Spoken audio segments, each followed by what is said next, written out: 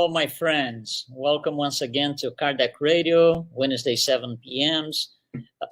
Eastern Time. This is Spiritism, a closer look. I'm Luiz Lima, your host, and I have a special guest tonight.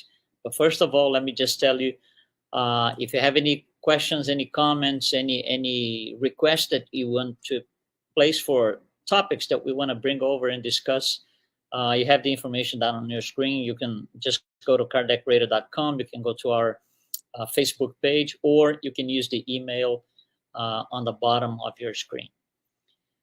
So tonight, we are going to take a closer look at something very interesting in the very beginning of the Spiritist codification.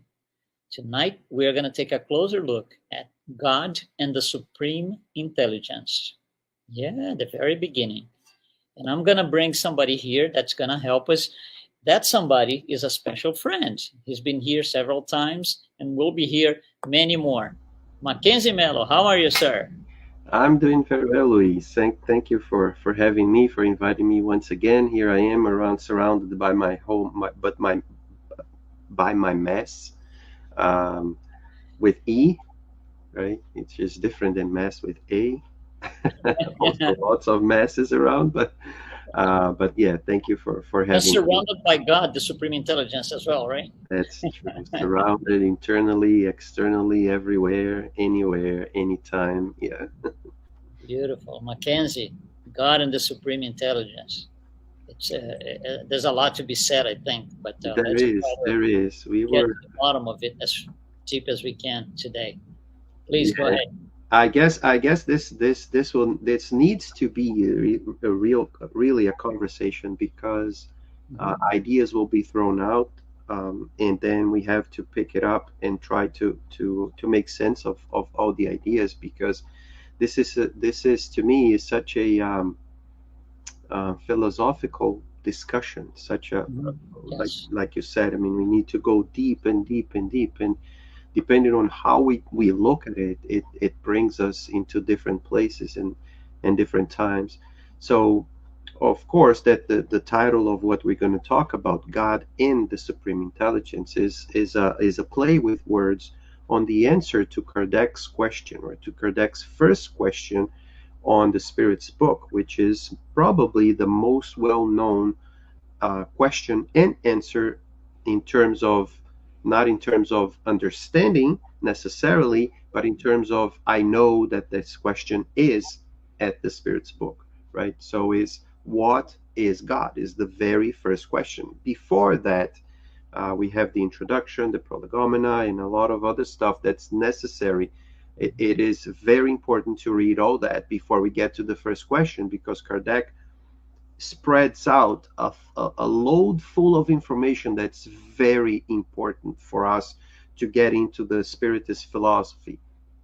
But when he opens up the book, what is God, right? And I'm going to spend just a few minutes just talking about the question itself. Not a few minutes, it'll be very, very brief. I heard some people saying once, he said, oh, Kardec didn't believe in God. He never said, oh, the first question, by the question itself, we don't need to go even further than that. The question itself, he's not asking if God exists. He's not asking there would be a chance that God does not exist. No.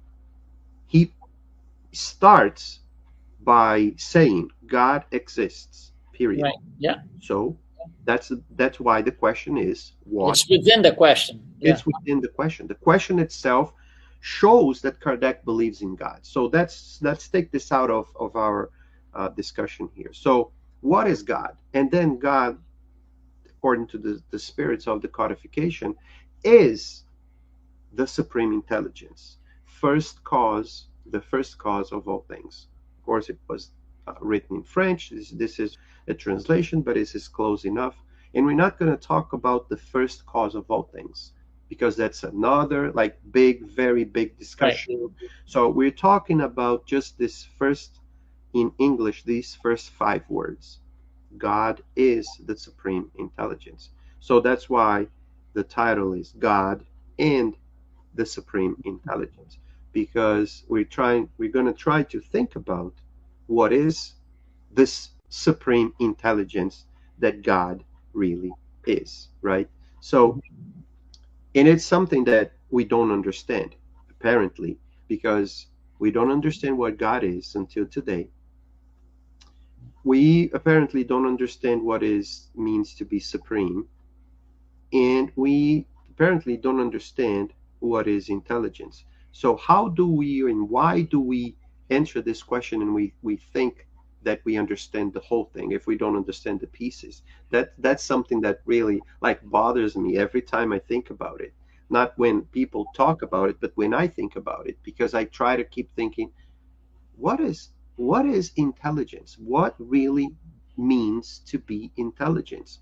And then we have this full, like a lot of stuff within the codification, within the books themselves. We have stuff in the Genesis, we have stuff here further down in the Spirits book, we have stuff even, and I'm saying quote unquote here, because we never think, and that's where I think that we need to start. If I think about intelligence, I think that the last place where I would look for something about intelligence would be in the Gospel according to Spiritism, because we tend to say that the Gospel according to Spiritism talks about the religious aspect. And what does religion has to do with intelligence, right? We see so many people saying that we don't need this, it's just based on faith. Why? So if it's just faith, why do we need intelligence? But one of the very interesting messages about intelligence on the codification is exactly at the center of the codification, which is the Gospel according to Spiritism. We have two books in the beginning, two books in the end, and then we have the book in the middle, which Right. is Gospel. And then it talks about intelligence in a very, very interesting way. Yeah, I think there's well, first of all, like you said, right, the question itself is something for up for discussion before the answer. Just God by itself creates a lot of confusion, I think. Mhm. Different people understand the word God different ways, different belief systems present God in different ways. So I think there's an attempt here from the spirits to to give us a definition of God that is uniform. It's good for everyone, everyone limited to its own understanding, and that definition would still apply. So I think it's such a great, and that's why the three words, right, that we are gonna discuss, they have to be understood, and each person, if it's not understood with the proper depth, each person is gonna, let's say, adapt to its cultural system, to its religious system, and then we're going to have a distorted definition of God. So I think, That that's true. That's true. And what is interesting, and I remember when you were saying this, I remember one time long ago I was reading this book by a Brazilian author, and he knows Hebrew and the old languages, I mean Aramaic and Hebrew and also Greek, and he made this translation of the Genesis, which is the first book of the Bible, right? And then in the Bible, and when he talked, and then he did the translation um, of the Ten Commandments and a lot of other stuff. So in this book, he says something that is always with me. Um, there's when he talks about God in the translation, he says something like this. You know, when the Hebrews they were writing about God, and then they said that God is, and we translate that God is something. But he says in his book, which I find very interesting, at least for a thought-provoking, topic. He says that the best translation of the verb is in that specific sense where they said it. It's not is, it's will be. And he explains why. He says, God will be what he will be. And then he says, because God will change in our view when we get older. So what God was when I was young, God is not anymore when I am old. Yeah. Not because God changed, Yeah, we changed our but views. Yeah, because I changed. because of evolution, neither. Yeah, yeah. We change. Yeah, Exactly. that's So if we unlimit this by one life, if we make it unlimited, the more we grow, the more we know, the more we evolve, the more God will change. But not because God changed, but because my perception of what God is or will be will change because I changed and then I see different things, right? So the same way we see things and we see different things by looking at the same place. There's this old saying that says, a man never takes bath at the same river because the man changes and the river changes. right. Everything changes. Yeah. So I never take a second bath at the same river because I change and the river changed. So it's the same kind of concept here. So what is really God? And what you said is really amazing in that sense because, it's the spirits try to make something wide so that it catches everybody and that we can maybe leave behind some of our differences to find something that we have in common Common ground. with God, with that in whatever definition I have from God. And he takes out of the question, or the spirits take out of the question, a gender, God's gender. If God is old, if God is young, if God, they take everything out of that. They go into the abstraction that is an abstraction, but at the same time is something that's close to us, which is intelligence. And we all know, or we think we know, what intelligence is. Yeah.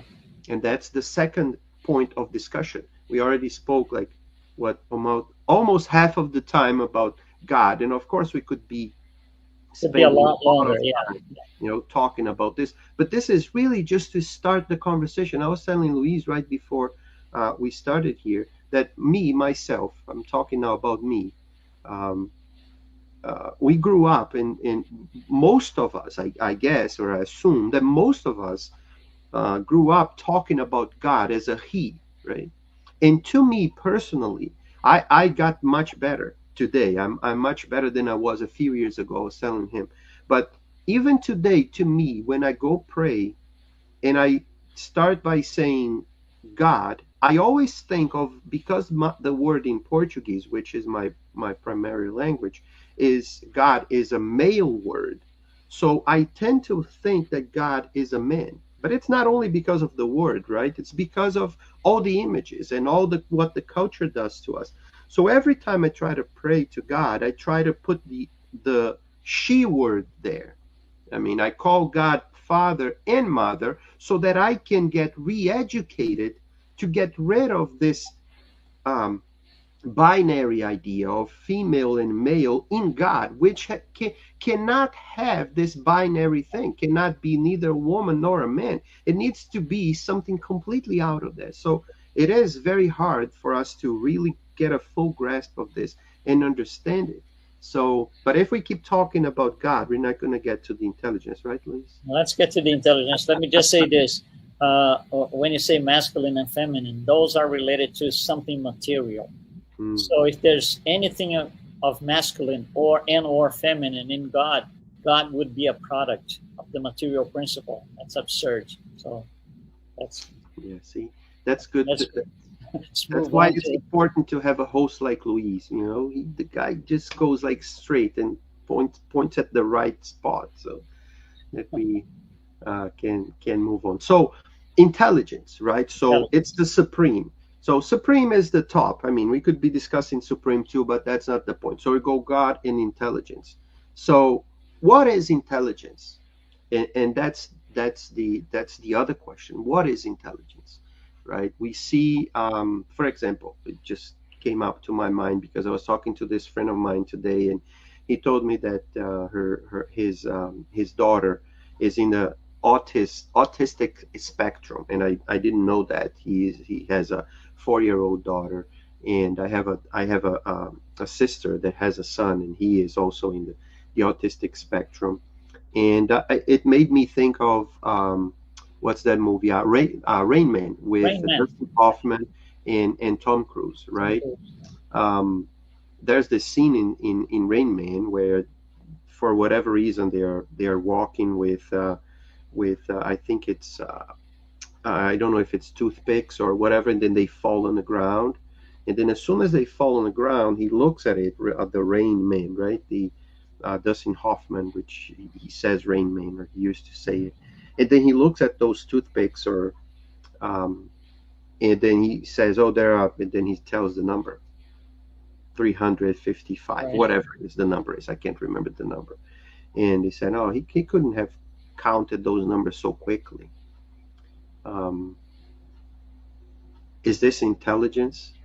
Is this an ability? What is the difference between ability and intelligence, right? There are so many people that are super intelligent, like that can like create math, solve math problems, and but then you go talk to the person, and the person cannot say a word to two people without getting angry. Yeah. Um, and there are people that you can talk to about anything in the world. They will be the most the simplest people in a person in the world. Be able to relate to a lot of people and talk and so on. But you ask a simple question about something bigger, and the person doesn't know. Um, is that person intelligent or not? What do we consider intelligence? Do we consider intelligence, as I was telling Louise? Do we consider it um, me and him as being the idea of a nerd because I have beard and glasses and I look like I am intelligent, and my beard, if I take half of it and put in him, then would be like split, right, in half. I have beard for two people instead of one. Um, but what is intelligence, right? If not the capability, and then just jump in, if not the capability of getting data together, and for data, it can be any kind of data. It can be mathematical data, but it can also be wind and temperature data that not that I rationally think about, but that I feel on my arms. For example, for a golf player, that's right there and feel the wind coming in one direction, the person knows instinctively or almost instinctively that that wind have to make adjust the what's the name in English? I don't know the names of all the pieces, but of that club Club. to hit the ball in the right direction so that the ball can go against the wind in a certain speed and then fall close to it. That's an intelligence that I don't have. Right. Why? Because I don't have the experience, because I didn't study for it, because I didn't try and made some errors and committed errors, and then now I can go back and say, hey, what errors did I make so that I can improve? And intelligence is this idea of improvement, of getting solving problems, and it doesn't matter what types of problems. If I'm having a problem with Luis and I'm able to solve the problem, me and him, I am intelligent. It may not be seen as intelligence, but this is also intelligence. Yeah. So the word it encapsulates one idea that we have, which is not the truth. It's not what the word really is or really means, right, Luis? Yeah, I think part of the situation here is we tend to understand or to mix intelligence with intellect. And if we subscribe to the idea of intellect, the supreme intellect makes God have a huge, huge, huge brain physical brain. That's another absurd. Of course, that's not the case. So intelligence, in the sense that the spirits, put on the definition, is not intellect. It doesn't have to do with brains and cells and chemistry and energy going through. That's not what it is. And for those of us who still have this idea of intellect, attach the idea of intellect to the definition, it's going to be complicated to understand God. Yeah, it is, because we take one huge part of what God is. And maybe that's why some people have some problems with this definition of God in the Spirit's book, because it kind of takes from God, or apparently takes from God, another big definition that we give to God, which is God is love. Right? So it is as if when we say that God is the supreme intelligence, we're taking out of the equation the loving part of God. Yeah. And that's where we said in the beginning that we don't understand what intelligence is. Right, and that creates a paradox, because exactly what you're saying, love and intelligence are part of the same thing. For us, it's not. Yeah, exactly. Either if you subscribe to the idea of intellect, so intellect is one thing, love is another thing. There is no common ground to both, and God is exactly the other way around. Yeah. So that's why I think that this conversation is so interesting in that sense, because it can create lots of problems, but not problems in terms of making us go away from God, but creating problems with what we subscribe, like you just said. We subscribe to some ideas, and then because we subscribe to some of these ideas, then we can't get rid of these ideas. Just like I said in the beginning, or a few minutes ago, when I said that my idea of God is that God is a he. And then to me, it's very hard to change, because I subscribe to the idea that God is a he. And then when I say God, mother of all things, I said, what?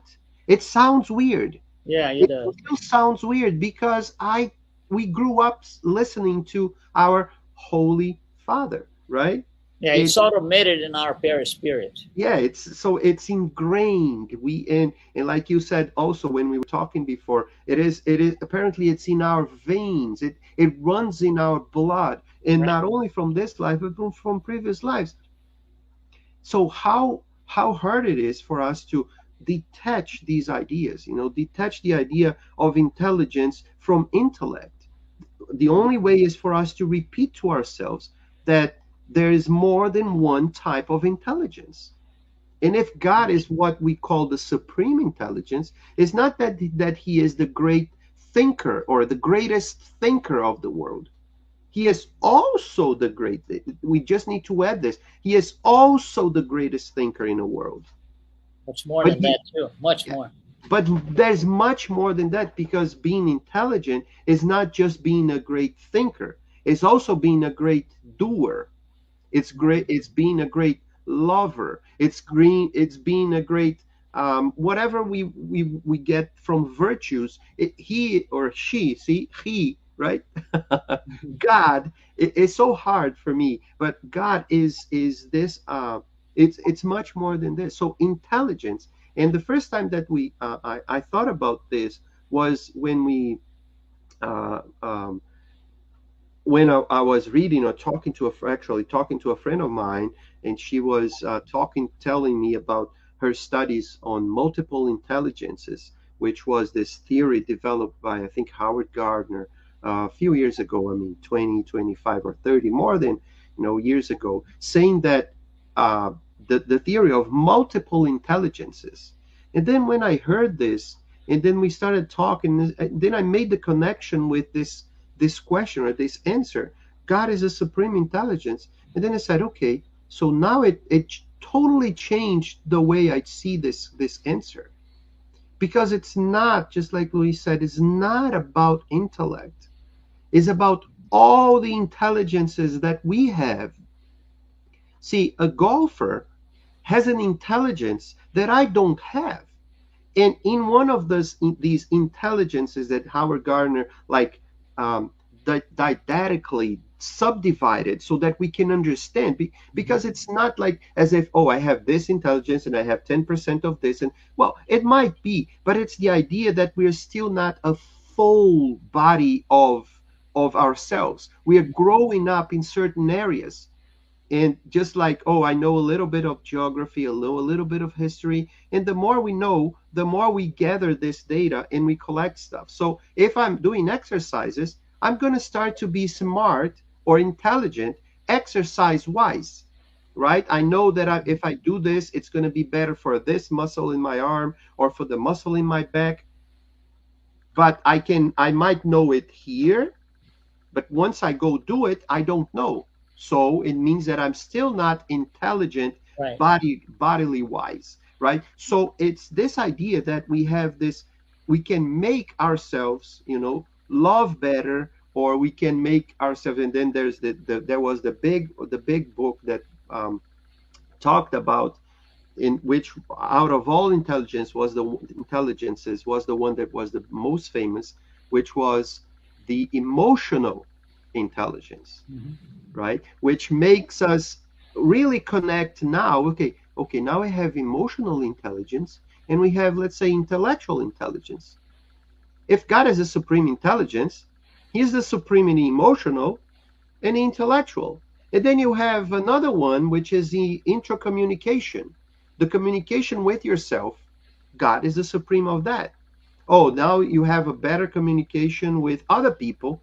God is the supreme of that. So the intelligence that the spirits are talking here, once again, it's not simply limited to one type of intelligence. Whatever the one we want to choose, it's for all intelligences. And I guess that the more we we dive deep into the understanding intelligences, and we didn't even touch in instinct. We didn't even talk about what the Genesis talk a little bit about, or the gospel according to Spiritism. We just like, it's just like small brush strokes on the topic, so that we can keep thinking about it, and hoping that when we understand that when Jesus says, "You are all gods,"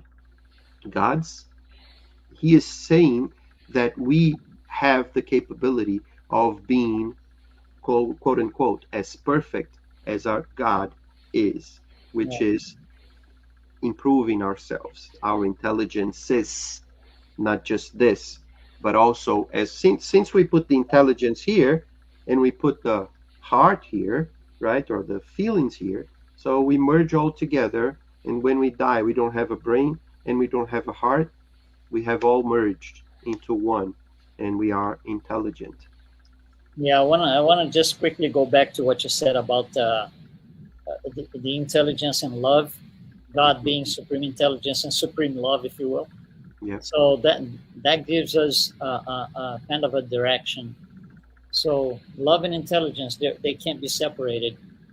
It's a unity. We just see as two different things because we see intelligence as intellect, but they are not. So it came to me like this: if you want to be intelligent, love more, right? Want Yeah. to be more intelligent, love more. Yeah. That's a great start. Yeah, that's a great start. That's right. That's right. And so that I don't go out without any quotes from any spirit's book, other than the of course the answer in the question to the God to the in a spirit's book. Um, in the message, um, what's the chapter here? I can't remember. Whatever. It says it's the title of the message, the mission of the intelligent person on earth. It's in the Gospel according to Spiritism. It says right at the last paragraph, it starts with this, and that's the only sentence I'm going to read. Intelligence holds great riches in future merits, provided it is well employed. And then he's going to talk about being prideful, Mhm. which will degrade the intelligence. So it's actually the opposite of what you just said. Yeah, If it you want to shadows be more intelligence. Yeah, yeah. exactly. So if you want to be more intelligent, love more, meaning be less greedy, less selfish, So that's the sentence I'd like to read here from the Gospel according to Spiritism. So there's much more to this. There's much more. We need to sit down and talk. But I think this is a very good starting point for us to really think about how intelligent we are, how intelligent we want to be, what type of intelligences we want to develop within ourselves, and how do I see God if I Yeah, see God. yeah, like you said, there's a lot more to be discussed, but I think it was great the way you brought it to us, like throwing these little things in the air for us to take tonight to the pillow and start thinking about them every night, because that's the kind of thing we should be doing every night, reflecting upon things like these. Because if you can't get past question number one, you still have 1,018 questions to go after that, but you got to pass it with the proper understanding, not with the proper reading. I can read because I know how to read English, but that's a whole different story. We're not talking about reading. We're talking about feeling the meaning. Exactly. And not necessarily that's an easy thing. We've been talking for 30 minutes and still not an easy thing. That's right. That's right. All right, Mackenzie, thank you so much for the insight, for the input you gave us. And we will be taking this further down the road. You're going to be joining us a few more times, I'm sure. All right. Continue the subject. Thank you once again, and thank you everybody for watching, and I hope seeing you next time. Okay, thank you so much. Thank you, everyone. We'll be here next Wednesday again, 7 p.m. Eastern Time.